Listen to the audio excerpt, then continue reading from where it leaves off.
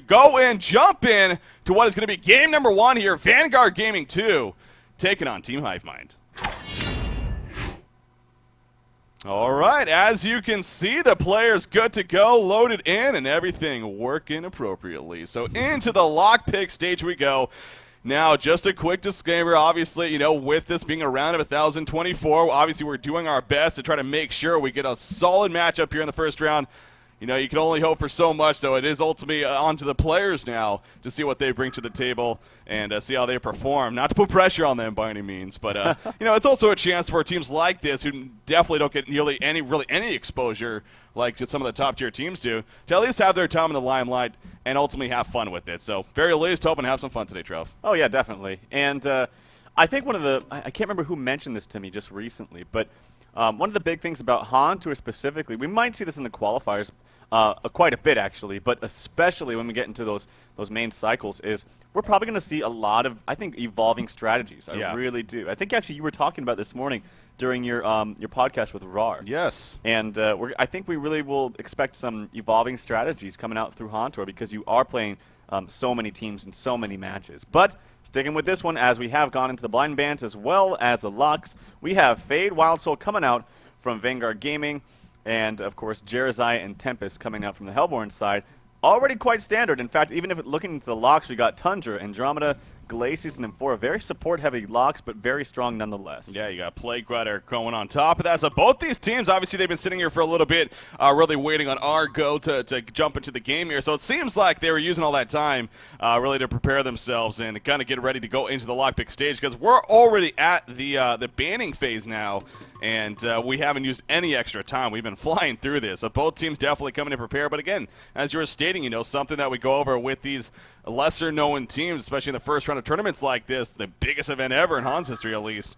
It's interesting to see how their play style is, but clearly, as you were pointing out, both of these teams at least have some experience in the sense of drafting fairly well. At least so far. So looking forward to seeing, again, how that turns out. By the way, as you mentioned, big shout out to RAR, of course, HoN Insider Podcast. That's the podcast that I was on earlier today, and definitely going over some things. And it's a show that plans to continue, from my understanding. So I'm looking forward to hearing future episodes of that. So big shout out to him indeed. But banning phase picking up here: Moraxis, Pebbles, Magebane, and Dark Lady. We have 2 final bans waiting here before we enter that pick stage. But again, seems pretty solid so far going on here. Well, I think these teams, it seems like they've been watching a lot of HoNcast and watching the top teams and see what they do and trying to emulate that. And I will say, it's bad. Okay, copying strategies, so to speak, seems to have this bad connotation to it. There's this negative connotation. But honestly, why not? At least until you get good enough to evolve your own strategies, there's a reason why these strategies work, guys. There's a reason why Dark Lady and Silhouette are banned or picked all the time, and Fade and Wild Soul are picked all the time. It's because they work and they're strong, and the top teams realize that, and they've tried it out with great success.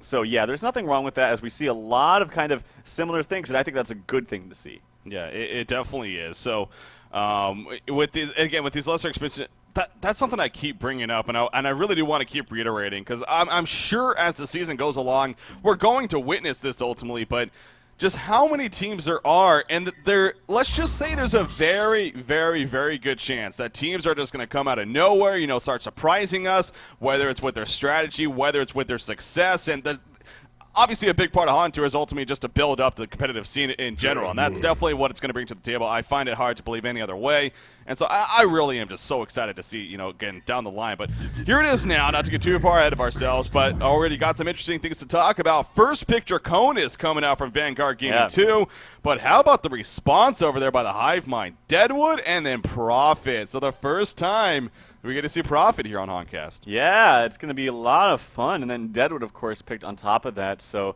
already some interesting things. But I got to say, yeah, I'm very excited to see Prophet in particular. This hero is probably going to be played as a support. Does really kind of wreck face in mid as well. But it just seems like it has a better place in the support role. You can out-harass, say, so many times we see that Suicide Bubbles, and we see a support plus, say, some kind of carry like Magebane or Silhouette in the short lane, while Prophet can really out-harass that Bubbles in that suicide lane. So I think that's the role that we'll see Prophet playing. And then Polywog Priest and Aluna finish up there in the regular picking phase for Vanguard Gaming. And then to round things off for the Hellborn team, it's Forsaken Archer. Yeah, Forsaken Archer, their carry of choice, despite Silhouette still being there on the board. And, you know, something else to mention, not only with new heroes being introduced into tournament rules, aka Prophet, as we see here, but Silhouette, a hero amongst several heroes that did receive changes and even nerfs in this last balance patch, actually. And we did talk about that when we interviewed Dog Kaiser earlier this week, how Silhouette got hit with their Death Lotus ability. The passive damage it does when it's spinning around here got reduced, I think it was from 60 to 45, I believe. And you were actually mentioning yourself, you're actually a huge fan of that change. So maybe that's something that might start seeing her trail off a little bit, but I still find her to be a very strong carry here, of course. Oh, with Silhouette? Yeah. Yeah, well, I think her thing is, honestly, right now the metagame is kind of evolving towards this, what it was actually a year ago, honestly, with a strong dual lane mid, a very good suicide, a jungler, and then a very strong solo short. Yeah. Well, Silhouette is like the best candidate possible for a strong solo short because she can win against a suicide very handily. She's a hard carry. So it's those two reasons right there. And it's hard to find another kind of hero that fits that role. I mean, I'm thinking, okay, Demanded Shaman fulfills one of those roles, is I can win my lane, but can I really hard carry? Not so much. You can look at other heroes, maybe Emerald Warden, but can't farm nearly as fast as Silhouette because she also has that farming capability. But anyway, with the picks we got going on right here, Bubbles Andromeda coming out from the Hellborn team, and to finish things off for Vanguard Gaming, we got Glacius. Yeah, that's a little bit interesting over there from the Hivemind, specifically with that Andromeda pickup, especially seeing both Glacius and Nymphora still in that lock pool. But they decided to go with Andromeda. Not that she's a bad hero by any means, but it's, you know, you think of those three and usually would value the other two higher, perhaps. But maybe it's something that has to do with their strategy. Obviously, you got heroes like Forsaken Archer, like Deadwood, where reduction in physical armor could be pretty powerful with heroes like that. So maybe that's some of the logic there. And of course, her swap in general. And as I always say, I mean, she really is one of the best scaling support heroes in the game as far as going into that mid to late game. So definitely. But I am also really interested now to see how they use this Prophet. Are we going to see kind of a 2-2-1 setup? Are we going to see a tri-lane setup? I mean, I'm not sure what to expect fully here from the Hivemind. Yeah, I'm not quite sure either, and I'm guessing, okay, Prophet already bought a ward, I'm assuming, so he's probably going to be in this tri-lane. A tri-lane with Forsaken Archer, Andromeda, and Prophet. Probably a solo Deadwood and a Suicide Bubbles bottom, but Prophet's walking towards the bottom, so maybe they're just going to do some straight-up dual lanes. Or no, they want to do the aggressive tri-lane bottom. So they want to put that 3 range in the bottom lane, long lane, man up against what's probably going to be actually a tri-lane in Draconis. And we're probably going to see that suicide play. Yep, already running up there. Has the full items plus that ward that was purchased by someone else on his team, Fido Bear, in that support Glacius role. So yeah, we're going to see a tri-lane versus tri-lane clash. We don't see this often. Yeah, that is something right now on the competitive scene. It's something we don't see too often indeed. But hey, you know, again, especially in these early rounds with teams that we don't know too much about, that really is just the great nature. I keep going back to that of this event. Expect to see so many different things, especially earlier on here in the HoN Tier qualifiers, and really just all throughout this event. I mean, we're going to be covering from all 4 of the brackets, you know, the bronze, the silver, the gold, and diamond, when that starts getting in cycles. So we're going to get all these different opportunities to see different styles of play. And again, that's what I'm really excited for. We do see the water side. It actually does get placed, though, by Sympho here playing that Prophet, as Draconis, Aluna, and Glacius were all down here, but not able to protect that ward spot. And you see another water side placed at the bottom rune. Legion team doing the same. Diet Zero here on play. Grider placing the ward up top, blocking the camp. But you got to figure this is definitely going to have a bigger impact on the Hivemind here. But yeah, tri-lane versus tri-lane. Expect some pretty chaotic things to happen here. Yeah, we've seen tri-lane Draconis before, and the fact that this is like, you know, Glacius and a Luna supporting a Draconis in a tri-lane. I mean, you have the massive range, you have the massive spam. I expect them to, and to top it all off, they're in their short lane, which is a much safer spot to be. Yeah. Now that's going to be a lot of fun. The mid matchup is going to be a lot of fun. The top matchup is going to be pretty interesting. But really, this bottom is where the action's going to be at, I'm assuming. Oh, yeah, it's hands down. It really has to be. I mean, the fact that, yeah, it's all 6 range heroes, I mean, that alone is pretty... tri-lane versus tri-lane is rare nowadays, especially, but yeah, the all 6 range heroes. There's going to be something going down here. Maybe it's going to be a level 2, maybe a level 3 mark, but definitely something is going to be happening. But while we do have a little bit of time here, let's take a look at the other matchups that are currently taking place. Of course, we do have Deadwood going up against Polywog Priest here in the middle lane. That's Gimli playing Polywog and Full One playing Deadwood here. It seems like so far, again, very early on, but Deadwood does have a 4-3 start compared to a 3-0 Polywog Priest here. But Deadwood with that hatchet and the log. Let's just say Deadwood hits pretty damn hard when he has those combo things going on there. Yeah, definitely. And you asked about the kind of interesting team makeup, and I almost want to say that this Hellborn team is kind of revolving around this Deadwood. I mean, the negative armor with Andromeda plus this Deadwood, that's still going to punch a Draconis and hit him very hard. And Draconis, when we see this hero go for items like a Nullstone and, say, Shrunken Head, it can still override that. Obviously, it goes. Bloodlust kill coming out. The full one right here on Deadwood actually takes out Polywog Priest. I happened to catch that about midway through. He landed a Rotten Grasp clearly, and that caught Polywog Priest off guard. It's just a matter of a couple of auto attacks. Sure enough, he's dead. I mean, he doesn't need that Falcon Punch to get you killed, and Polywog Priest found it out right there. Yeah, definitely. That is not something I expected to have happen. Deadwood beating a Polywog like that, but does have the potential. Deadwood's thought of as this hero that does so much damage, specifically with his ultimate, but I really do think that the reason why Deadwood actually has a place in the competitive scene is because of that Rotten Grasp. Not only is it good for setting up kills like that, but also anti-pushing. Yeah.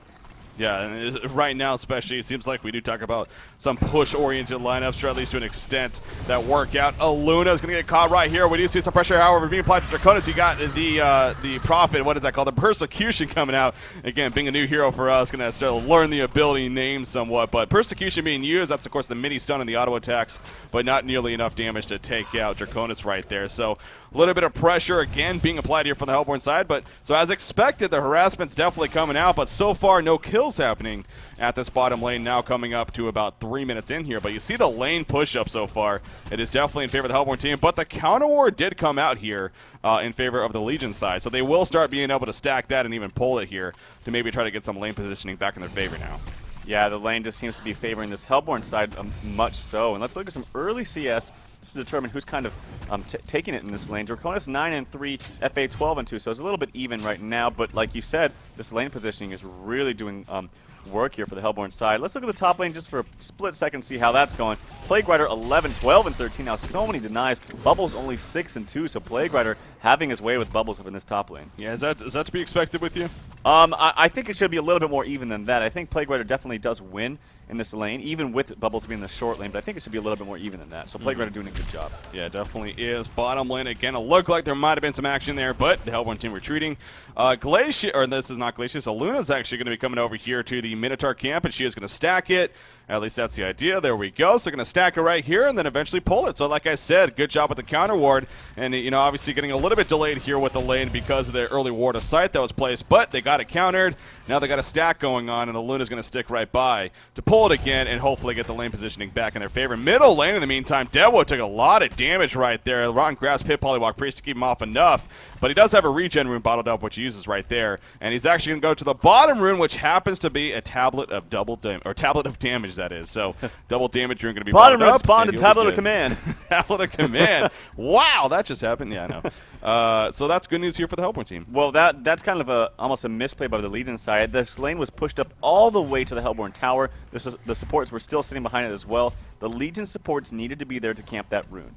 There weren't doing really anything else. They were doing a little bit of stacking, but that only requires one hero. They needed someone to get that. And having that double damage rune on Deadwood, yeah, that's scary. It's more the fact that Polywog didn't get that. So now Polywog is going to be kind of useless here, and Deadwood's going to have free reign. And by the time he hits level 6, he's probably going to get a very easy kill. Yeah, and he does have the slight level of advantage, as you see from the E experience per minute. In fact, right there, he hits level 6. So if he lands a Rotten Grasp, you got to figure this Polywog Priest is 100% dead. And you see Gimli right here playing very passive now. Obviously, he knows Deadwood. He knows his abilities. He knows that he's level 6. And he's like, yeah, I'm going to go ahead and kind of camp this tower and make it very difficult for you if you do want to choose to land something and come in with that Falcon Punch. But double damage rune is activated, and full one playing this Deadwood, he should have a fairly easy time creeping up or getting that creep score up here. As right now he's 24-7, which actually is the top of the game, at least when it comes to creep kills. And, well, gold per minute, also 330 gold per minute, looking good for him. Bottom lane, it looked like maybe Andromeda was running into them, but no, she falls back. And again, going to continue to be somewhat passive as this lane picks up here. Forsaken Archer is continuing to be, to slightly win the creep score lead over Draconis. 19-5 now, 20-6 compared to a 16-5 Draconis. But still waiting for the crazy action to take place down here. Hasn't seemed to happen yet. Yeah, it hasn't really happened that much. We've seen a little bit of harass, but not anything too crazy. The weird thing to me is this Plague Rider is just having his way with Bubbles. Now, again, I did say Plague Rider should have a little bit of an easy time up here, but this easy, I mean, he's 26-24 compared to a 10-2 Bubbles, so absolutely handling his lane is Diet0. Yeah, and again, you pull up the goal per minute chart, so it's great that he's doing well, 245 goal per minute, but other than that, it does drop off quite a bit. But, you know, the thing is, for the Hellborn team, I mean, they're not doing too much better as a team. It is just that Deadwood who's really shining. We do see in the middle lane, though, a lot of pressure coming out. Deadwood's going to fall back, they'll be fine, but also Bubbles and Plague Rider at the top side. Bubbles now 2 levels below. Again, continuing to play very passive here. Deadwood just ulted an illusion. Oh, was that what happened? Okay. Yeah. He just ulted an illusion. Polywog had an illusion been bottled up. He was using some microing of one of the illusions. Deadwood went on the illusion, ulted him, and found out the hard way.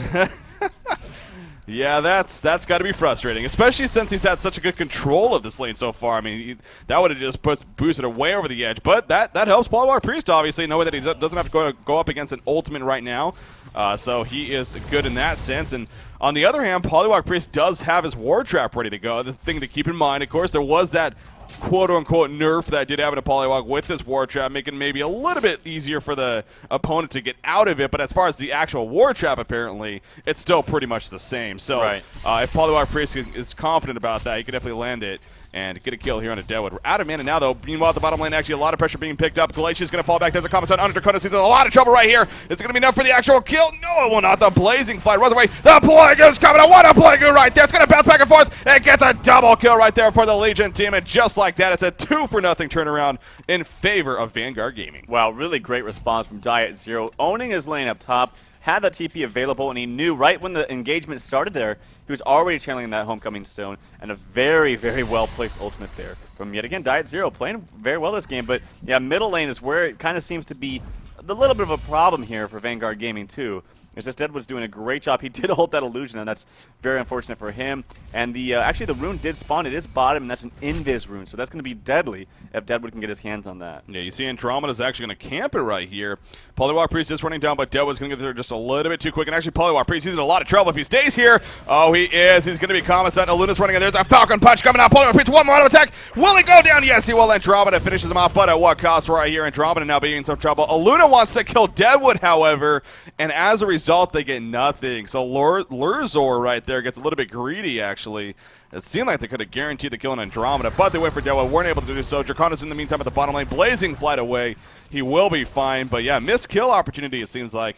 Not going for the guarantee, but good job at the bottom rune there, camping it. Yeah, they just weren't focusing their fire that well, and unfortunately they missed out on one of the kills, and it's unfortunate. But yeah, Bubbles is down here, wants to use something. He didn't get any farm up top. He wants to just be active and make himself useful in some regard. He has that ultimate ready and has pretty much full life, full mana. Wants to do something, but he can't find anywhere to open. He's just kind of sitting here, and the Legion team is just playing way too passively. So maybe they know something's up, but they actually don't have a ward. They just kind of feel it. Bubbles has not shown up in his top lane, and that's kind of a signal as to play a little bit back. Yeah, well, we do see Plague Rider push in the top lane quite a bit here. So yeah, you see right now 39 and 30 creeps. We always love seeing the denies on here like Plague Rider. Oh, bottom lane, we do have a kill actually happening onto a Luna. Bubbles is here, and he's going to come in. No kill field used though. Glacius and Draconis just a little bit too far back. So going to be fine. Meanwhile, at the top lane though, we do see even a War Trap on the tower right there. It ain't going anywhere, but they are going to kill this tower though. And that'll be the good news for the Legion team. But a good job by the Hellborn side, of course, at the bottom lane. Able to put enough pressure, and sure enough, going to start pushing the lane themselves, actually, after the kill. So we'll see if they get something out of this. As Draconis may be in a little bit of trouble. Andromeda thought about going in with that Aurora on top, but Draconis is playing just passive enough to be fine. But Kelfield is ready to go for Bubble, so if they want to commit, they definitely can right here. In fact, here comes the dive. There comes that Commissant on Glacius. He'll fall easily. Kelfield hits Draconis. Ports are coming in. Is it going to be enough, actually? Draconis turning this around. We do have Plague Rider jumping in. Plague Rider, does he have a Plague? Yes, he does. Is he going to use it? Will he use it? He's going to throw out some auto attacks. Deadwood running in. Deadwood wants Draconis. Nice job with the Dragonflight, though. He's going to be far for now. Plague Rider got the Plague off. Can they spread it in time? It goes back to Bubble. Bubbles to take cover, not going to be in time though. Bubbles will fall, Draconis stays alive, and now Forsaken Archer in a little bit of trouble. We do have Polywalk Priest chasing. He has a Hex in 3 seconds actually, if he gets close enough. Nice Rotten Grasp, crippling volley, but out comes the tongue tied. You see Deadwood trying to help the best he can. Forsaken Archer going to be fine. In comes Prophet from behind, and now Polywalk Priest is going to fall. Draconis trying to do enough damage. Now he's in trouble. There's the Falcon Punch, and down goes Draconis. Glacius, will he get away? I don't even know if he's going to be fine. Crippling volley will miss. The Rotten Grasp is not going to hit, and Deadwood now chasing. Deadwood make it turned around on. No, he's going to be fine. Wow, that fight was chaotic. It was chaotic, but it was a big fight for the Hellborn side. And right there, you can already see the effect of the Andromeda Aurora. Only level 2, just applying, or making their armor lower to make so much damage happen from this Deadwood, and even this Forsaken Archer, too. And, I mean, imagine with this level 4 Aurora and a level 3 punch coming up from Deadwood, it's going to kill anybody. And despite, you know, they do have a Draconis who could farm fast, he's actually not farming that fast right now. And even if he does, you have a team behind that is so damn squishy. Except for maybe this Plague Rider, but that's only because he did so well up in the top lane. But Glacius, Aluna, Polywalk Priest with Striders only. This is a very squishy team right now. They do have that Plague Rider ultimate, and he's been doing work with it. They weren't able to get the spread. He got it off right before he died. He was getting mini-stunned like crazy from the Persecution spell from the Prophet right there, but still managed to get the ultimate off. Devastating damage done. Oh, the Ward Trap unsuccessful here. Will it matter in the end, though? He gets the tongue tied off. You see Plague Rider running up, but he won't have a contagion up in time. And now Polywalk Priest actually in a lot of trouble. In comes our Persecution. The ultimate even used by Prophet. Is it going to be enough? Oh, one more auto attack, but Polywalk Priest will barely get away. The Ward's doing still some damage to the creeps. At least Shell Surf coming out from Bubbles. He does not pour it in, though, and Polywalk Priest will ultimately survive when it's all said and done. But that, no doubt, was a missed opportunity for Vanguard Gaming right there, as they had a certain kill into Deadwood, as if that Ward Trap just hit with the trap that is, and of course it did not. So Andromeda is now going to get caught here at the bottom side, and she will actually fall, and Draconis will gladly take the gold from that. So he's now farming 215 gold per minute against so very, very low, really, especially for Draconis, but at least hoping to recover and maybe get some signs of life going on here for our Legion team. Yeah, I think Andromeda wanted to place a ward behind the tower there, but unfortunately he was spotted out by 3 heroes and died pretty much instantly. The gold and the experience favor is slightly ahead for the Hellborn team right now. It's too early to tell, but we've actually seen quite a bit of action already early on in this game. Yeah, again, full one playing that Deadwood. He's no doubt been kind of that early carry here for the Hellborn team. He's been a snowballing effect that Deadwood definitely can have, and you mentioned as well, especially with the Andromeda on top of that. In fact, speaking of him, I don't catch it, but sure enough, at the top lane, he jumps it on a Plague Rider and gets the kill. He does not have Portal Key yet, but he used those Ghost Marchers to run in there, I'm sure, landed a Rotten Grasp and got the kill. Speaking of Portal Key, though, 1,800 gold saved up. That's going to be coming soon. Draconis in the meantime at the bottom lane. Are we going to see a kill fill coming up for Bubbles? Yes, we are, but will it matter in the end? Bubbles now the one in a lot of trouble, actually. Andromeda starting it. There's going to be the kill on Draconis right before the good job by Prophet coming at the last second, using that Debilitate right there, getting the kill. Piercing arrows, 1 piercing arrows, actually. From Forsaken Archer doing a good amount of damage, takes out Glacius. Aluna, however, is going to portal out and says, see ya, tower. I ain't going to stick around and try to defend you because there's nothing more that she can do. So this is going to be a push here from the Hellborn side. We'll see if they're able to take it out, or Polywalk Priest can maybe make something happen. He's standing on a ward of sight, though, so he needs to be careful. He needs to be very careful. Andromeda is ready with the swap. Doesn't have mana for both swap and stun, but wants to use his Striders to get in there quickly, get that stun out. Deadwood's there to respond. Can we see a kill right here? It's going to be close. Maybe he can get a swap, but actually Deadwood's blocking Andromeda. That might be unfortunate. That was a free kill for them, but nonetheless, they still got the tower, so that's good for them. But yeah, they needed to simply go on him. They had all the vision in the world. They just didn't capitalize on it. Yeah, definitely missing an opportunity right there. Andromeda is going to roam around. She's going to run right past the ward of sight, though, so Legion side obviously aware. In fact, it's going to counter this war. Will it be in time? Oh, it wore out. That's got to be frustrating. He figures she had free gold, but did not. In action, they may be in some trouble now. Forsaken Archer is going to get caught. We do have support coming in. Draconis joins the party. Doesn't have Cataclysmic Assault, of course, but the Plague is going to be used. And the Plague is going to do a lot of damage. In comes the Falcon Punch, taking the Draconis, but the Plague is doing so much bounce damage onto the creeps. Back to Deadwood, and Deadwood will fall. Diet 0 on Plague Rider. Picks up a double tap. Bubbles will just have to run away. Should be fine unless Striders Polywalk catches. Nope. Oh, continued nuke hits, actually, but Bubbles portals away just before. But talk about timing right there. Hellborn team try to counter, but the timing, especially a Plague Rider and that Plague Goo, that did yet again so much damage here for the Legion team. Yeah, these Plague ultimates are just devastating, and the fact that it's not even a level 2 ultimate is going to be huge. But right now, Bubbles does actually pour it in with the Shell Surf, uses that Kelp Field. Unfortunately, everything missed by Forsaken Archer. still trying to do some auto attack damage, but Bubble's going to get frozen. He's going to be in a lot of trouble. He goes down. Forsaken Archer might be in a lot of trouble as well, but here comes Prophet doing so much damage. A volley is used on a dead target, unfortunately. Could have been used on the Plague Rider right there to get the kill. The swap is used to maybe try to get him in place, but no, Plague Rider is going to live, so an unfortunate communication right there. Had he not used that volley on the target that was already dead, for sure kill onto that Plague Rider. Yeah, and as you say, you know, Forsaken Archer, just whatever, maybe the nerfs got to him or something, but he didn't. He definitely missed several abilities there. There's a Pro Killer 98, unfortunately. Not the greatest success there in that fight, but at the same time, he is farming 260 gold per minute currently after what was a pretty chaotic bottom lane. He's 2-1-5 overall, so obviously being involved. And now he's going to go to the top lane and hope to farm up. And this is obviously makes sense here for the Hive Mind. Now that you got Deadwood, level 11, he has his portal key. Yeah. Allow Forsaken Archer to farm here and try to take over this game eventually is pretty much the key now. So Deadwood moving around, not getting any kills just yet with that portal key, but that is scary, scary news for Vanguard Gaming, no doubt. Yeah, well, the fact that Draconis is very, very gimped on farm right now is the main reason why Hellborn's in a great position. He's actually sitting under 200 gold per minute on Dragon. Yeah. That is not where you want to be.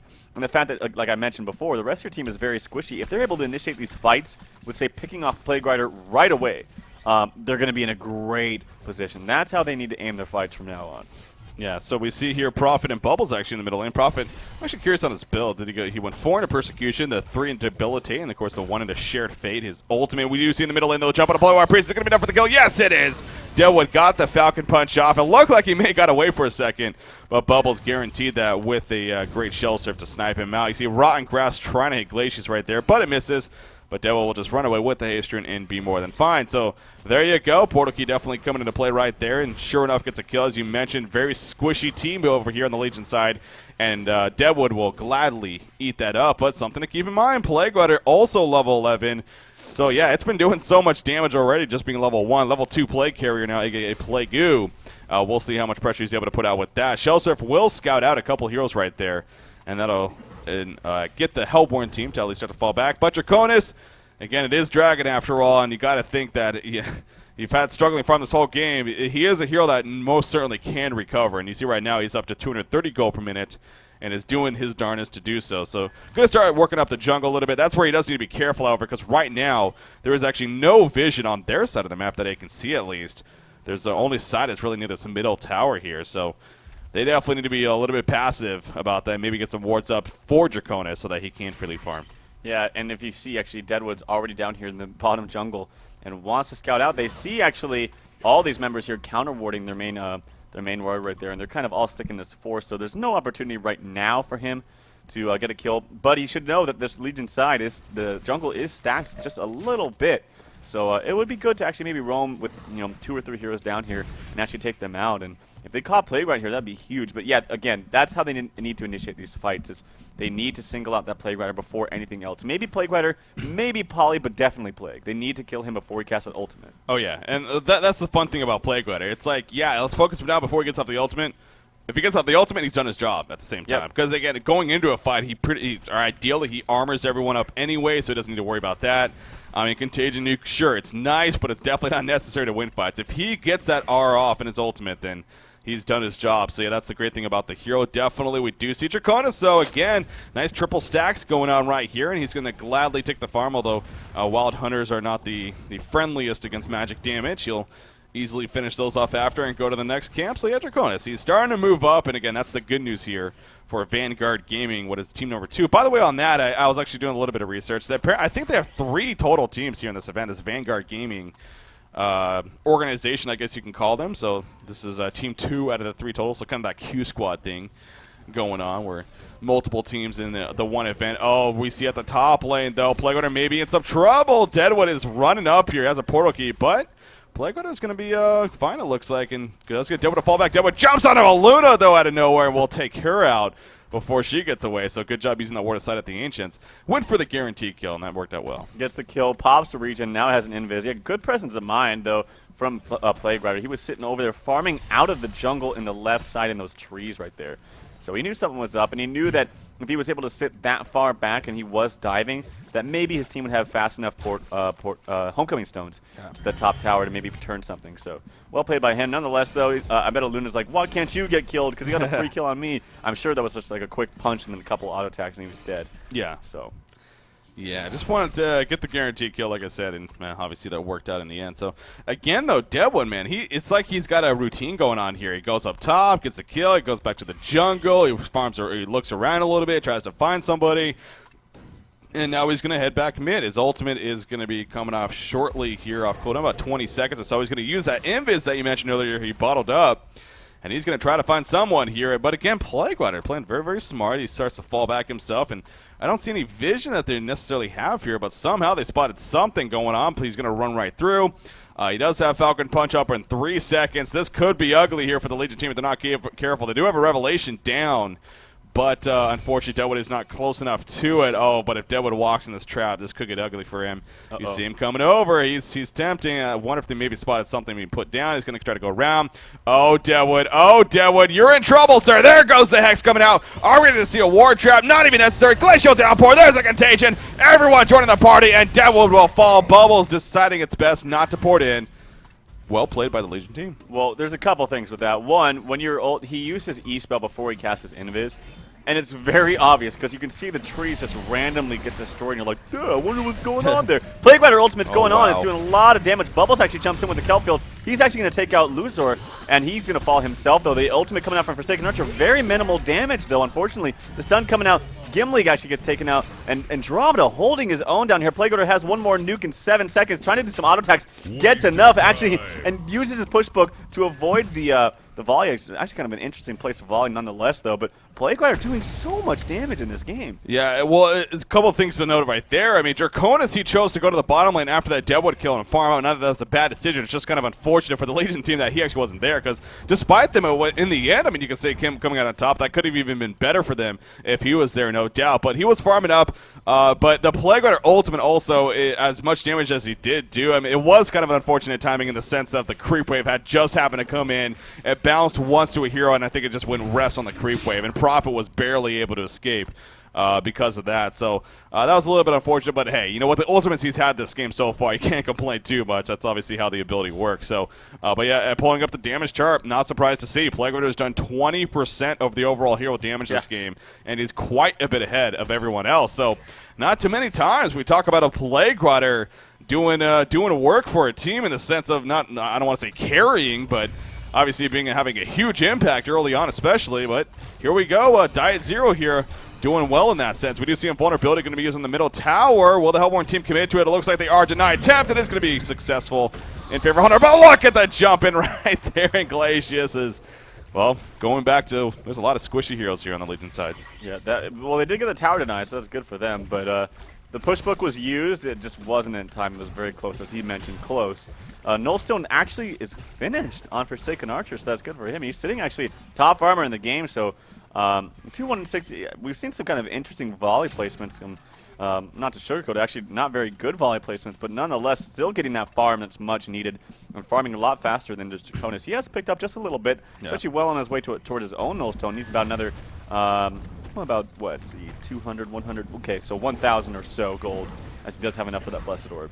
Yeah, it feels like this game is definitely kind of delayed, though, what we're used to. Obviously, both in Forsaken Archer and Draconis, at this point, you would already see that Nullstone, working at least on the next big guy, and not even having that. But, both just happened. They met up against each other, of course, in that try versus try matchup, and neither one has really been having the most takeoff game. But as you just mentioned, Forsaken Archer has actually been looking fairly good lately, where Draconis is recovering still, but still by all means at the same time not taking off either. But this is a game. It's going to be interesting to see how this continues to play out here. Now 24.5 minutes in. This is game one. Again, just a quick recap if you are just tuning in. We have game one here of the round of 1,024 here for the HoN Tour qualifiers. We see Deadwood jumping in the middle lane. Good Hex coming up for Polywalk. Man, they could have countered right there. It seemed like maybe with a ward trap, but he chooses not to, figuring it wasn't worth the cooldown, I guess. So Deadwood, I mean, Polywalk's again, great reaction. Just unfortunately wasn't able to capitalize fully off of it.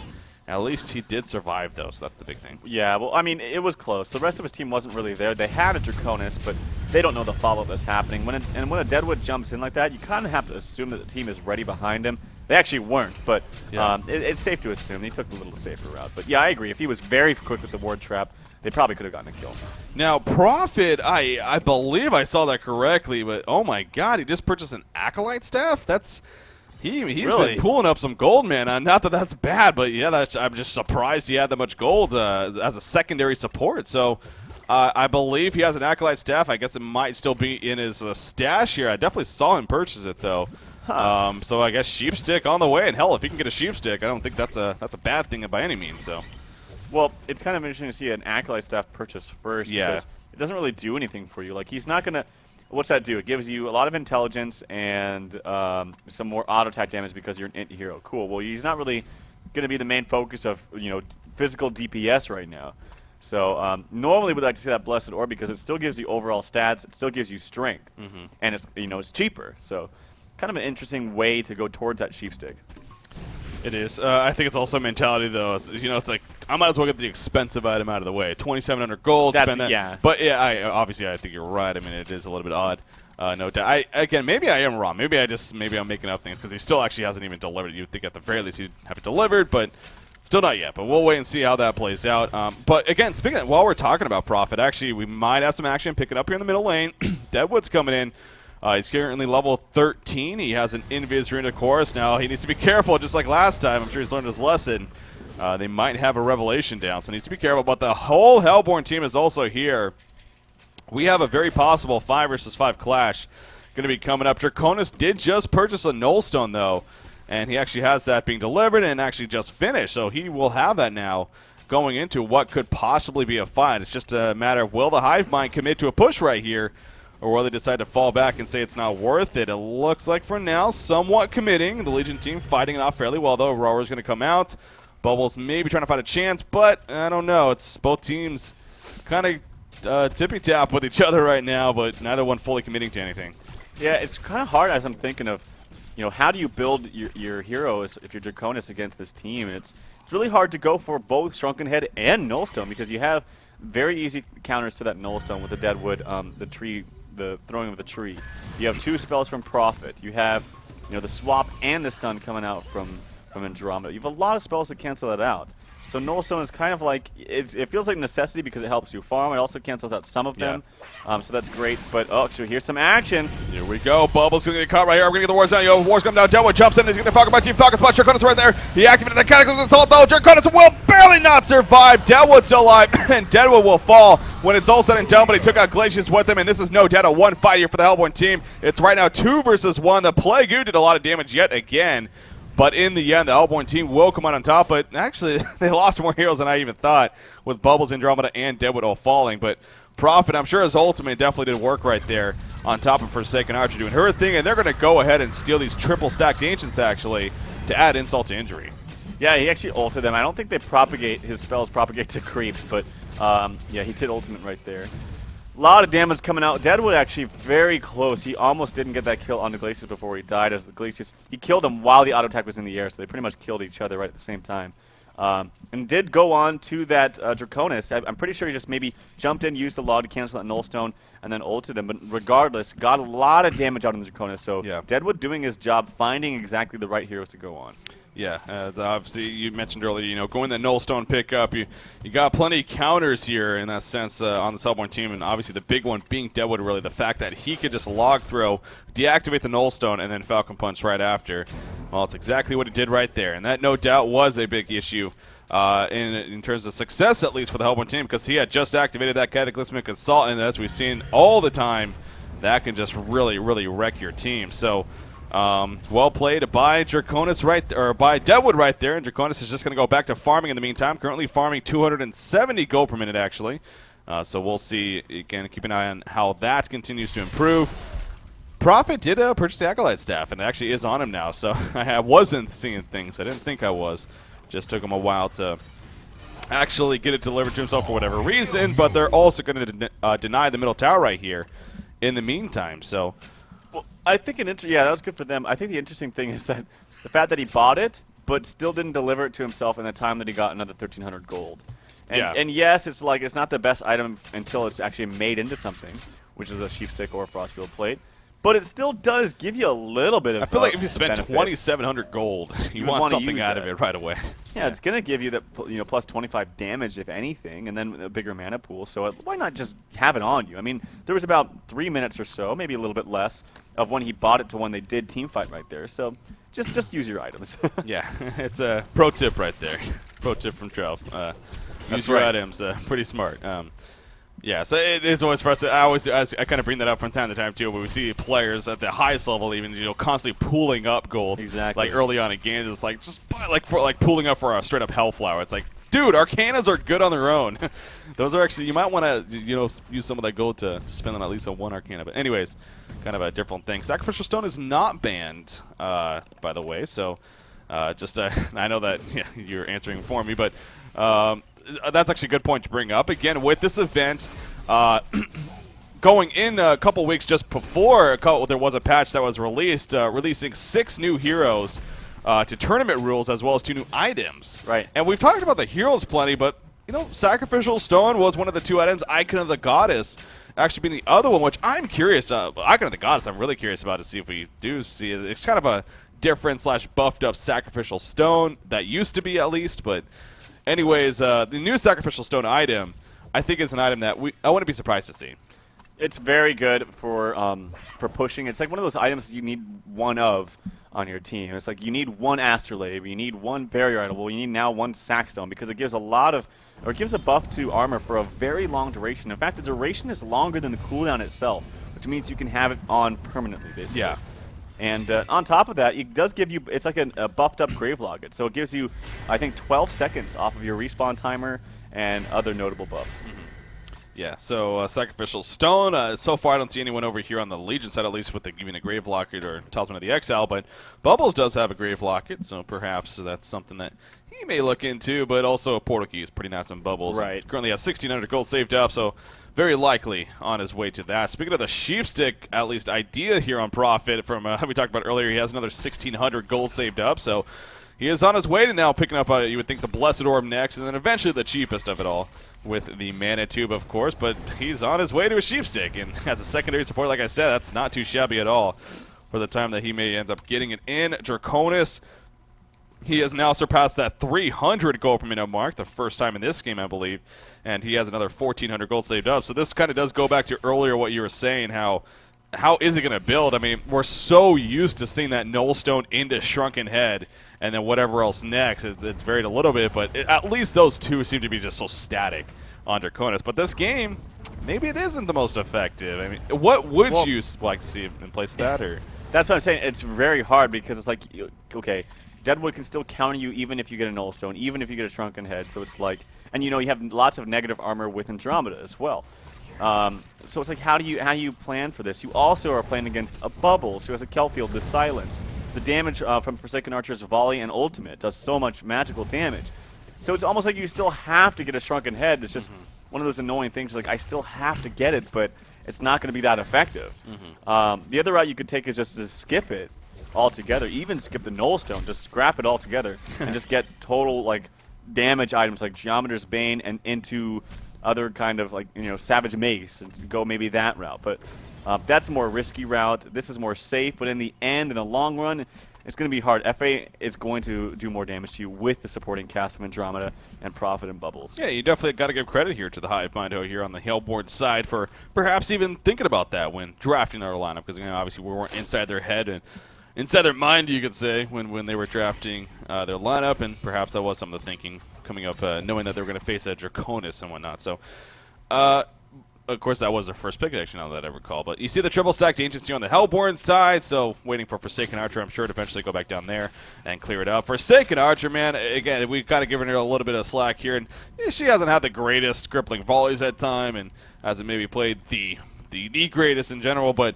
at the same time, she's farming 420 gold per minute. So doing that job in that sense, she has her Shrunken and Nullstone combination. She has another 3,000 gold saved up. So she's performing that carry role, at least in that sense, very, very well right now. Down the Legion team is going to counter push in the bottom lane while the Hellborn team actually commits to a push at the top lane. So and actually hold that thought though. They poured in comes Deadwood, just on the Polymorph Priest. Not over the kill though. We see Draconis in the background. Polymorph Priest will fall, but won't matter in the end. The Plague is going to start bouncing around once again. Plague doing so much damage, but it will stall eventually. Hellborn team does a good job of dislocating themselves from one another, as Aluna's also going to get picked off. Double tap for Pro Killer 90 right there on Forsaken Archer, and just like that, 4 heroes are dead. Draconis ports up top actually, so screw it, I'm just going to go farm up here. But that was a huge slaughter of a fight right there in favor of the Hive Mind. That was a really good decision by the Hive Mind. When you're pushing as a team and the other team is counter pushing, if you know you're in the lead, there's no reason to not TP back and fight them head on. There's no reason. You know, the other way to go about it is if you're not in the lead, like say, Legion team, they know they're not in the lead, they need to counter push. So they have to be careful of that kind of thing. This is a good setup by the Hive Mind. They timed it so that the last port that was coming in, that Forsaken Archer, they had already jumped on them with Deadwood. Yeah. So they timed that very well, and they played it like a seasoned team. Yeah, very well played indeed. Very well executed. Coming out again from the Hive Mind over here on the Hellborn side, and they get another tower kill out of it actually at the bottom lane. So all in all, worked out pretty damn good. 16,000 experience lead now, nearly a 12,000 gold lead. So no doubt things are looking much, much better as this game progresses. So we're so focused on Forsaken versus Draconis. Clearly that's a favorite matchup right now in favor of Forsaken Archer when you pull up the GPM chart. I mean, she's a good 100-plus gold per minute right now above Draconis. But something else is standing out to me as well is the fact you look at both the supports here on the Legion side, Aluna and Glacius, barely struggling to be over even 100 gold per minute. I mean, it's showing in their items especially. And then you got the Hellborn team. Andromeda's doing better than both of them, and then it goes up from there. Again, Bubbles, obviously, he's not the most impressive, but he has his portal key now. He has steam boots. He's got his basic items. That's what we talk about all the time. Bubbles, at the very least, needs levels, and he's getting that. So that, no doubt, is playing a role as well in this game here. Yeah, and despite the fact that the Hive Mind are definitely in the upper hand this game, it's okay to kind of look at things to improve on, and I want to talk about specifically the item build now that you mentioned of Bubbles, and did go for more of those build-up items, so those steam boots into Grave Locket, into Vestments, and has his portal key. He does have a little bit of gold pooled up on him, but just got his portal key about, 2 minutes ago, so that's about the 34, 35-minute mark. Yeah.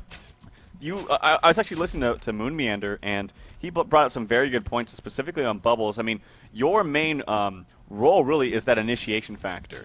And so getting a portal key is of the utmost importance on a hero like Bubbles. And so scrap out all those build-up items.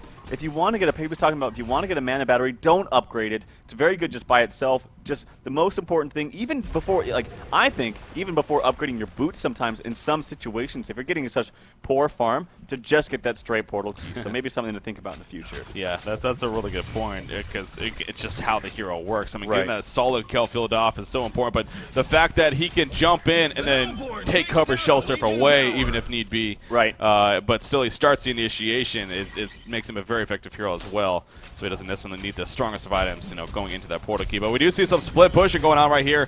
Once again, the Hellborn team committing, but they're just demolishing the tower. They're going to take it out again. The ports come out. They're going to catch the Legion team. Devil will he port in.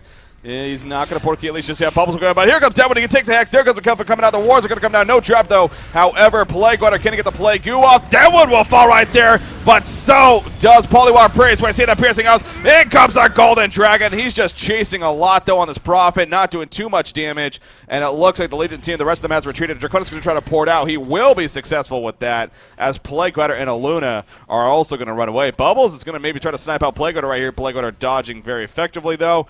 We'll be fine for now, and actually Bubbles needs to be careful not to overcommit himself. He's going to realize that he's now in a tough spot. He's going to take cover, not going to deny the damage, though, and Lurzor right there on Aluna will pick up the final auto attack. So Bubbles, a little bit of a misplay there at the end.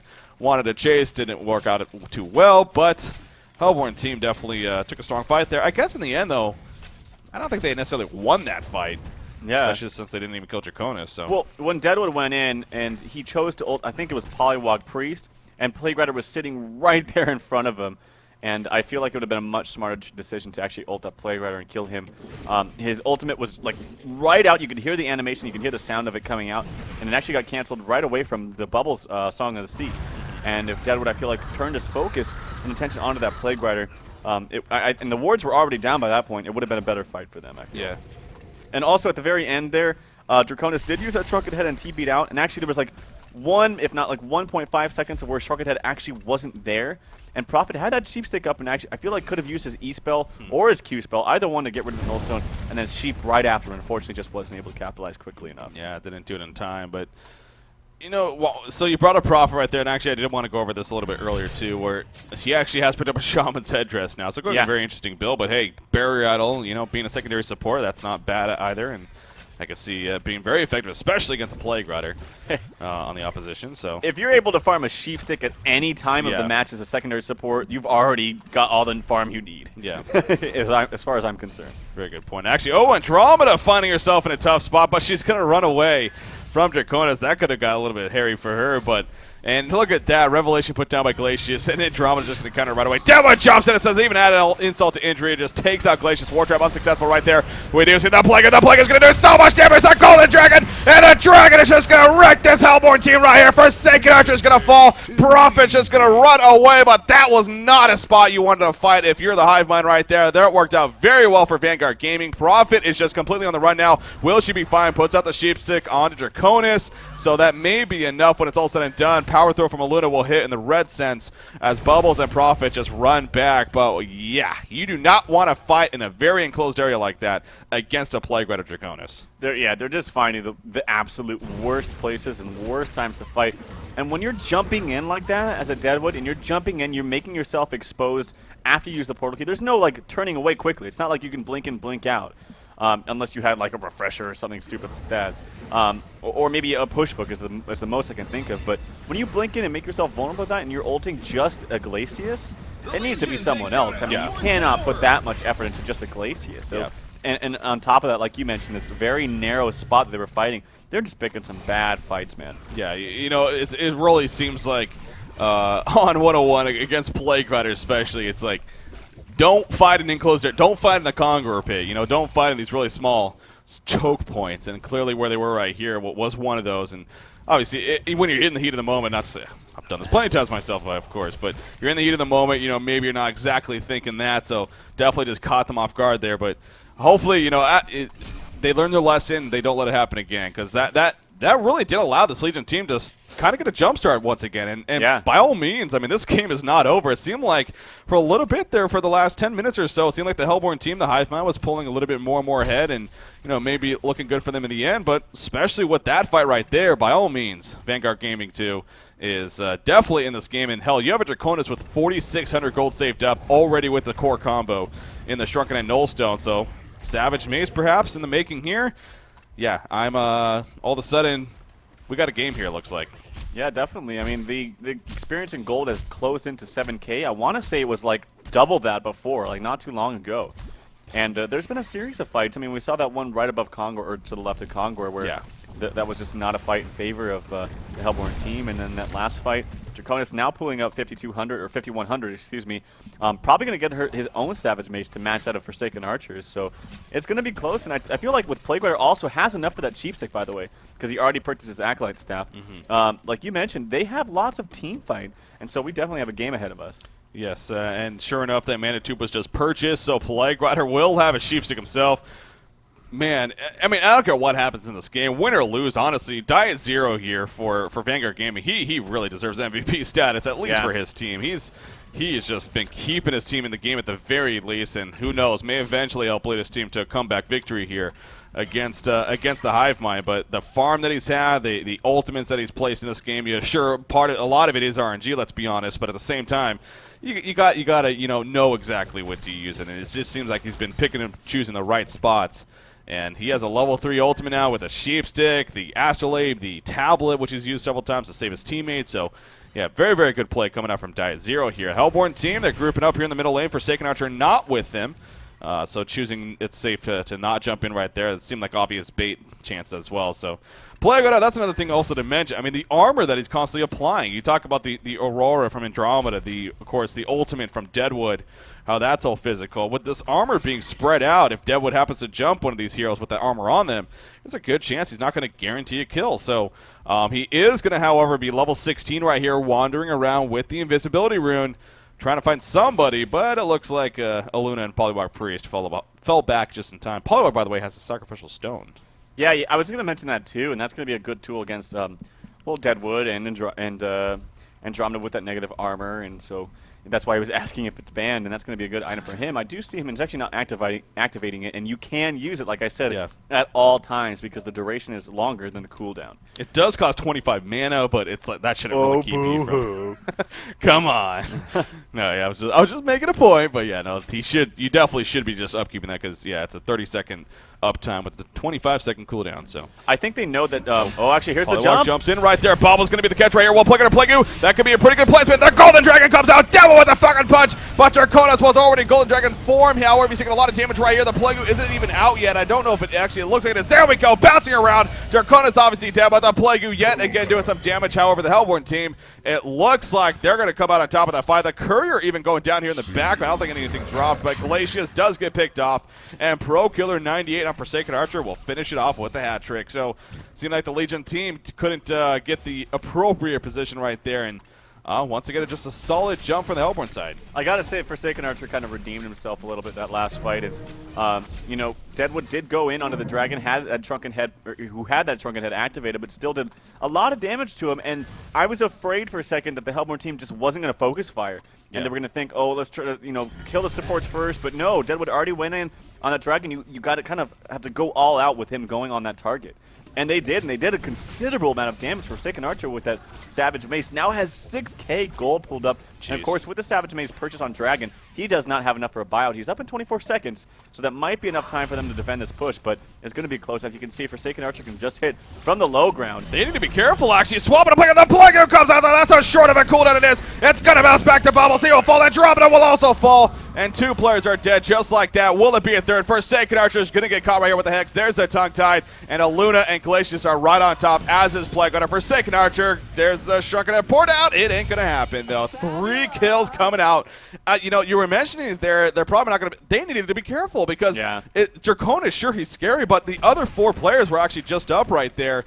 And Plague-Runner took full advantage. So the Hellborn team, they didn't seem like they were paying attention too much to the full situation. I mean, you could argue that they should have even been in the first place, just expanding their lead a little bit, farm their jungle, taking their stacks. They did have a little bit of stacking going on in their jungle, but nonetheless, they could have played it safer. But nonetheless, even if they did decide to push, which they did, their positioning just was awful. I mean, they were kind of all clumped up and centered around this Forsaken Archer. He just needs to be in the front, man. He just needs to be sitting there attacking the tower. If they want to go him, then they still have the Andromeda swap, so their placement was just pretty bad here in the last fight. Yeah, it's... Well, the Legion team, you know, it seems like that golden experience, it goes more and more in favor of the Hellborn team, but then all of a sudden, it keeps dropping down. And right now, we're actually one of the most even spots we've been in this game as a result of what just happened there. 3,100 gold lead, 4,100 experience lead, and that's even evaporating. So now it's on the Legion side, though. You know what they need to make sure of, not to overcommit themselves, but hey, they have everything up. I mean, all 5 are good to go. They're going to start falling back after a couple of tower kills there, and just like that. I mean, look at the gold difference all of a sudden. It's only 1,600 now between these two teams. And again, it seems like it's just constantly going more and more to the side of Vanguard Gaming too. So really, really working for them. Draconis, he has another 1,500 gold saved up. Now, Forsaken Archer, of course, she's sat on all that gold. She didn't buy back the whole time. Right. She does have 5,300 gold, though. You got to wonder a little bit, you know, what that may be as far as eventually turning into. So I guess we'll see at this point, but again, it seemed like the Hive Mind, they had every chance here to kind of secure this game and put it away, but Vanguard Gaming holding their own, and 48.5 minutes in, all of a sudden, I don't know who's going to win. It needs to be a damage item for Draconis. It's simple as that. Right now, like I said, I mentioned before, their thought needs to be jump on Plague-Gunner before he casts anything. Now it's even more important because it's not like Plague-Gunner can just cast his ultimate and be good. He now has a sheep stick as well. On top of that, just a lot of bulwark. So this Plague Rider is really the focal point for this for this Legion team,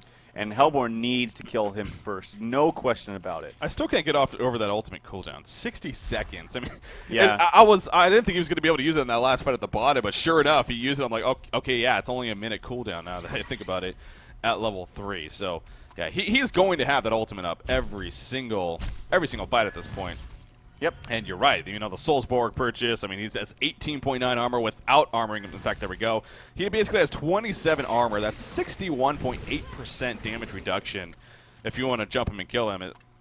it's at a point where that just doesn't seem like it's realistically happening. I mean, yeah. So it really does make it tough decisions here. And Plague Rider is a great counter to a hero like Deadwood, who does capitalize on lowering your armor and hitting you with all that physical damage on that physical punch.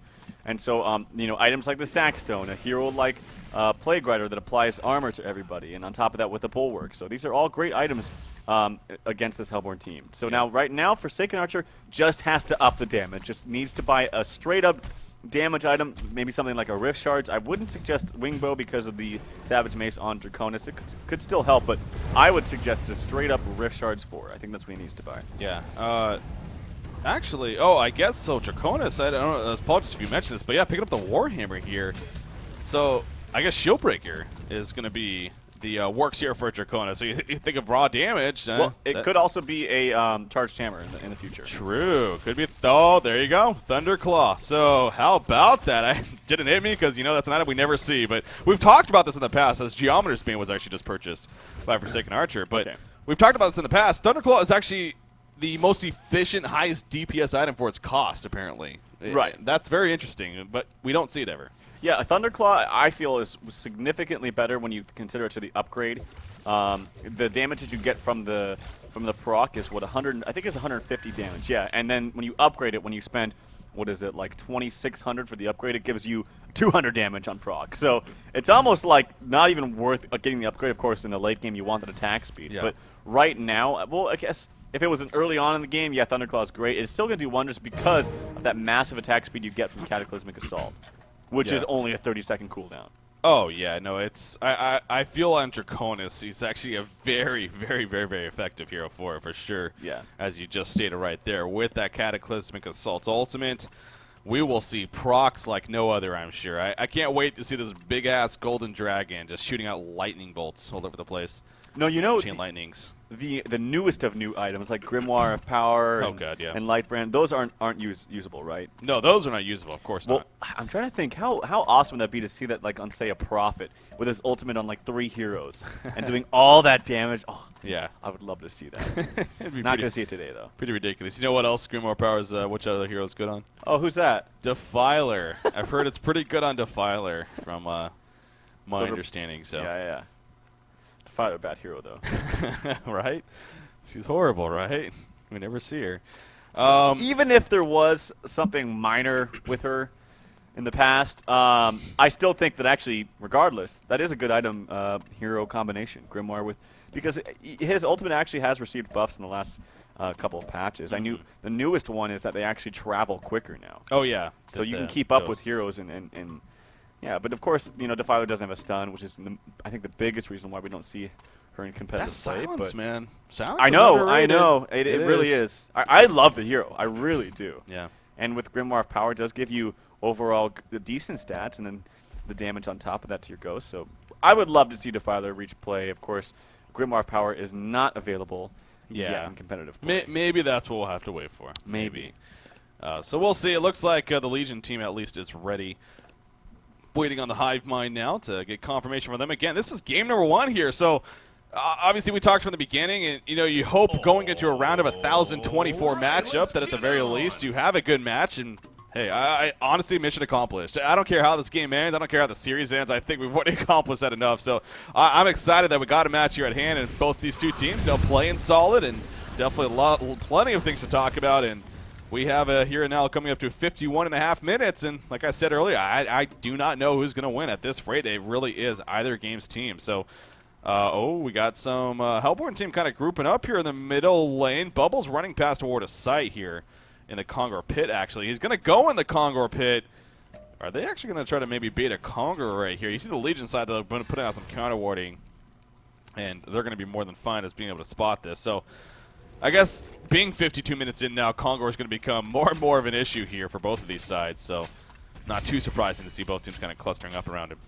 Yeah, Hellborn team just in general when they're fighting, like maybe even just in this mid lane right now, and with Forsaken Archer CSing those creeps, or if it is pushing a lane, they just need to get their positioning down. They need to have Forsaken Archer sitting in the front. She needs to have Steam Boots on strength, definitely on strength. Needs to be able to tank up damage if they do go on her, but regardless, you have that safety button, which is Andromeda. So they just need to have Forsaken Archer in the front, And the supports, the big initiators like Bubbles and Andromeda, they need to be sitting back. They cannot get picked off early because they're kind of like the playmakers in the team fight. They really are. I think I kept getting sidetracked, but I want to once again go back to Profit, and I want to bring up the point first. I'll get your thought and what you think about it. But the fact that she now has, of course, she has her maxed out Invigorate ability, which is the W. That on top of the ultimate, especially if you're pushing in team fights, that can be absolutely insane. The attack speed. They give your teammates in this case, especially Forsaken Archer. So, you know, how worrisome should the Legion team be about that? The only thing about it though is the radius for your ultimate is not the largest. It's decent size, and that promotes clumping up, which is what you don't want to do. Good point. So it's very good if the teammate's already dead. You're just trying to quit. The enemy's already dead, and you're just trying to push as quickly as possible. That's great, but. Yeah, when you're just straight up pushing, maybe 1 or 2 heroes can sit inside it, but you don't want the entire team because, of course, it does force you to clump up a bit. Well, both teams right now, I mean, they're playing fairly passive. We've had a pretty exciting game for the most part, that's for sure. I mean, this has definitely been a fairly aggressive game, but when you get in a moment like this where, obviously, for the Hellborn side, you know that you've had your chances, and I don't want to say throwing, but you've definitely haven't made the smartest decisions from time to time to allow to enhance your being ahead. But anyways, hold that thought though, because at the bottom of it, look at how fast that tower is dropping. Draconis so much damage. He didn't even use his Cataclysmic Assault. Bubbles will jump in, Kelphiel coming out, and here we go, ladies and gentlemen. The Golden Dragon appearing. Deadwood with the Falcon Punch style, and Draconis, he is running away. Will he be fine? Bubbles will fall, and Draconis will survive when it's all said and done. Can he come back though to maybe make something happen? Plague was already used. Not doing enough damage for any kills, actually, as Bubble's still the only one dead as Glacius falls. So right now, a 1-for-1 exchange. The Legion team, though, just completely retreats from that fight. I found that very interesting. I mean, it seemed like they might have been able to reset that with Draconis. Tablet not going to avoid the crippling volley. And Plague Rider, a couple more auto attacks. He's barely alive, though, and it looks like he will stay alive as a result. So the Legion team, they decided to concede that fairly early. And the Hellborn Range Rex gets destroyed by what I think was the Polywog Ward still sitting there beating on them. So that's unfortunate, but yeah, again, I really do feel like they need to go on this Plague Rider. Going on this Draconis just simply doesn't seem to be working at this point until you get enough damage on Forsaken Archer. They get a free tower over the top lane, and actually now, for the first time I want to say in this entire game, claim the gold lead. For Vanguard Gaming 2. Yeah, they definitely do. Now, Draconis is going over to the Conqueror Pit. He's sitting right on top of Wardasite, though. And you see Deadwood, Forsaken. I mean, even though they have the numbers, they just quickly fall back because they aren't the biggest life pool right here. So, Conqueror being attempted, but still not killed. He is below half-life right now. But, yeah, that gold, it's identical right now. I mean, it was slightly ahead for the Legion team there for a couple seconds, but pretty much identical here. But the tower kills adding up. And, again, right now, this looking at the whole map and everything, the Legion team, in that sense, Vanguard Gaming 2 is actually in the lead even. I mean, the fact that they got a Rax kill, I mean, sure, it wasn't the melee Rax, but hey, it's a ranged Rax, and at least it's something. And that will just naturally start to push up this bottom lane, and it will keep the Hellborn team occupied when it's all said and done down there. So, yeah, it is the range. It's something at least. And actually, Forsaken Archer is going for the Whispering Helm, so wants to get that Symbol of Rage. I can't say I'm not a big fan of it. I think he just needs raw damage. I really do. They need, if they're jumping somebody, and they're a team that has a lot of jump with Bubbles and Deadwood, they need to kill them fast. And so having that defensive item of Symbol of Rage is just really not the best item choice in my opinion. I think just something like a Rift Shards 4 would have been best suited for Forsaken Archer in this game right now. Yeah. Well, he is going that Whispering Helm route, and eventually the Symbol of Rage. But again, what the frustrating thing for me is that we see people pick this up all the time, but then we see them never get to use it. And it feels like, you spend so much gold. It's one of the most expensive items in the game, if I'm not mistaken. And then to not even use it is just like, well, that sucks, because you just get, whether it's because you just got bursted down or you just simply forget. Now, not to say that that's not going to happen here, but it is something that I always find interesting, when we do see the item pickup like that. But Symbol of Rage, you got to think with our Whispering Helm pickup is going to be the next in line. He has 4,300 gold, so I believe he has enough to actually purchase it here. But, of course, at this point, you've got to be thinking buybacks. Right now, speaking of our buyback situation, Bubbles is the only one to actually buy back so far, which I'm not even sure if we caught that. But other than that, both teams, of course, have full buybacks ready to go. But there's the Symbol of Rage purchase. Okay, so he doesn't even have it delivered yet. He's going to be delivering it right here. Yeah. But he does not have buyback, and that, of course, is a very big deal, especially in a game like this. So we'll see if maybe that comes into play here for the hive mind. And, well, if Vanguard Gaming, if they realize that at the same time. I think it's fine if they're deciding to push. Okay. They don't have. If they were pushing on them and he didn't have buyback, that'd be scary because if he dies, then he would just lose the game. But now, if they die over here, he's gonna have time to respawn.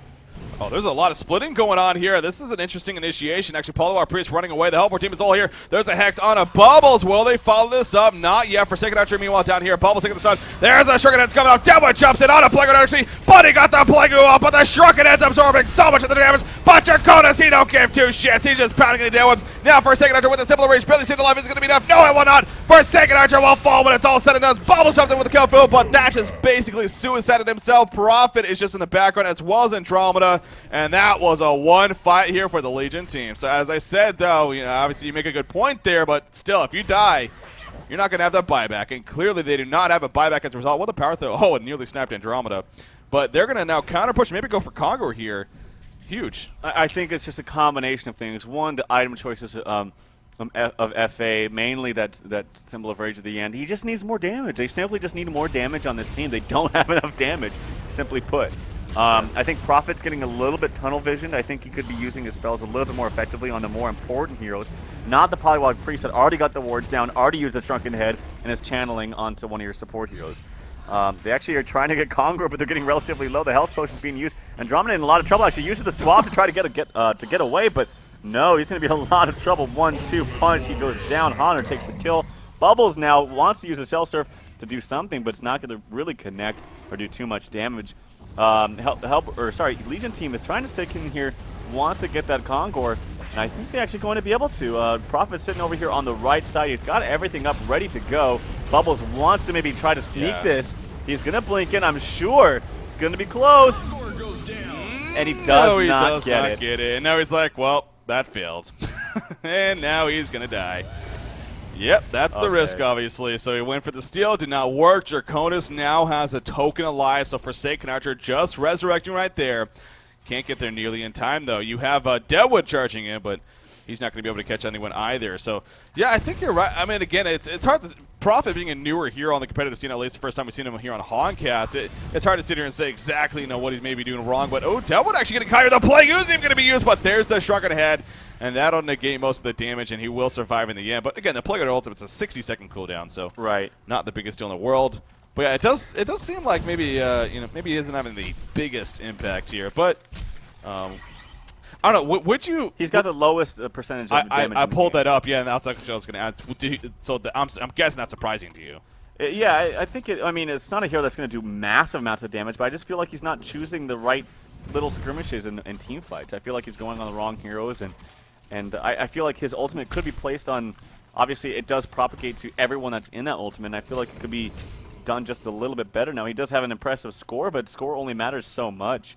And I think the biggest issue, though, really, is the focus fire, and they just simply need more damage on that Forsaken Archer. And, well, I got to say, too, though, the beginning of that fight was all in the fault of Bubbles, I have to say it. Yeah. He ran up there and just... He's the one that needs to be in the bar back. Yeah, or if anything, he's the one that needs to be jumping in and initiating right away. And even if it's a bad initiation, you can't be the one that gets gone on. I mean, he just walked up there in front of everybody and got hexed and just really didn't do that much. Yeah, again, it's a spectator. We're going to see so many more things than they do. I'm sure he was kind of, going in blindly right there, but well, don't go in blindly. It goes back to that as well. So if you're going to use that as an excuse, again, you shouldn't be doing that in the first place, honestly. So we have 61.5 minutes in. Similar rage. Draconis is like, anything you can do, I can do better. Purchases a similar rage himself.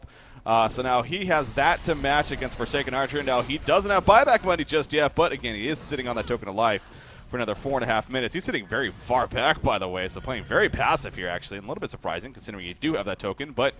demonic on Plague. Demonic play. Yeah, that was the other thing. Demonic breastplate on Plague Rider. That really is ridiculous. But again, Diet Zero, he's no doubt kind of the MVP status here for the Legion team again. So absolutely. And it's kind of funny, Draconis.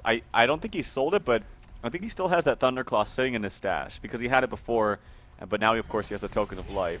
Doesn't have the extra item slot, so I'm pretty sure it's just sitting in his stash, waiting for when that token goes away. That would make sense. Yeah, you'd hope that he would have sold it for that reason. So. We'll see. I mean, they're kind of doing some split push. They want to finish this bottom melee racks. Obviously, this makes the most sense. The tower's already cleared out, so maybe going to try to commit to something here. Our ward's going to be used. Nope, nothing just yet. They're maybe trying to beat out the Hellborn side. Bound Die has been picked up on Poliwag Priest, by the way. I think it's had that maybe for a little bit even, so. But still just worth mentioning in case did not notice. But we're not going to really commit to a massive push by any means. Although we do see a Ward of Sight just placed here by Borlax. It's going to be immediately counter-warded, though. That's the Bound Die for you. So they had vision for a second, and it goes away. Forsaken Archers at the top lane. I think, yeah, this is prime time here for the Legion team. If they want to make a move, they need to go now. In comes a Ward on top of the melee. It's not melee. Rex is just going down. Devil jumps in on a Draconis. They're going to go for a kill. Now, will Draconis panic? He has a token alive. Don't use your Shrunken Head. If you're Draconis, he will not. He's just going to stand his ground. He's not even using Symbol of Rage, and he's killing him. There we go with the cooldowns. And look at that Cataclysmic Assault. So much freaking damage coming out from HoN. Forsaken Archer against Draconis. Who's going to win the battle of the carries? Well, with the help, it'll guarantee in favor of Draconis. GG well plays are coming out. And I believe game one is going to go in favor of Vanguard Gaming 2. You see Forsaken Archer buys back, but they concede anyways. What a game one to start here for the HoN Tour qualifiers. Definitely. I mean, this first game starting out has got to be pretty epic. I mean, you had a very good lead on to the Hellborn team. I think it was something like 14,000 gold, 14,000 experience. But still on top of that, you had the comeback coming out from Legion's side. Yeah. So Vanguard Gaming 2, really resilient team. And just their team fight positioning was just way better, way superior. And ultimately, it's not the hero matchup. Well, I got to say, okay, Diet Zero really did play well on Plague. You got to give a big shout out to Diet Zero for really manning up, playing great item pickups, great job and well-placed ultimates altogether. But on top of that, just the positioning from the Hellborn team wasn't as good as the positioning from the Legion side. Yeah, I agree with you 100%. I mean, what a game, though. It's a game. For our first game here, the round of 1024, we were just hoping at the very least it wasn't a 15-minute concede stomp, honestly. And sure enough, not only did we get a longer game, but it was good. It generally was good. So props to both teams with that said, but Vanguard Gaming too, they come out on top. Solid play coming out from them overall. And comebacks even. I mean, again, for so long there early on to the mid-game stage, it seemed like the Hive Mind had a good chance. But in the end, it was Vanguard Gaming 2.